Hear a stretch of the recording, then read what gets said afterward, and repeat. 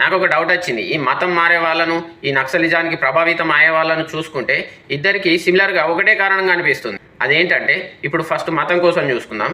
మతం ప్రపంచంలో అత్యధికంగా హిందువులు ఉన్న దేశం ఏది అంటే మన భారతదేశం. అలాంటి దేశంలో మన మతం వదిలి ఇతర మతాలకి ఎందుకు వెళ్ళాల్సి వచ్చింది? కారణం సామాజిక అసమానతలు, వివక్ష, అంటరానితనం, కులం పేరుతో ఒకడు ఎక్కువ ఒకడు తక్కువ అని మనకు మనమే హెచ్చు తగ్గులను సృష్టించుకున్నాం కాబట్టి, మనిషిని మనిషిలా గుర్తించలేదు కాబట్టే మతం మారాల్సిన పరిస్థితి వచ్చింది. రెండోది, నక్సలిజానికి ఎందుకు ప్రభావితం కావాల్సి వచ్చింది?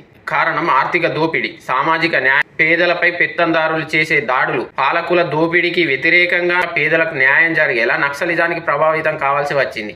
లేదంటే ఎవరు కోరుకుంటారు కుటుంబాలను వదిలి జీవితాంతం అడవులలో బతకాలని? ఎవరు కోరుకుంటారు పెన్నులు పట్టాల్సిన చేతులతో గన్నులు పట్టాలని? మతం పేరుతో విద్వేషాలు సృష్టించేది రాజకీయ నాయకులే. పేద ప్రజలను ఆర్థికంగా దోపిడీ చేసి వాళ్ళను నక్సలెట్లుగా మార్చేది రాజకీయ నాయకులే. ఈ రాజకీయ నాయకులు ఆడుతున్న చదరంగంలో సామాన్య పేద ప్రజలు కేవలం బలి పశువులు మాత్రమే.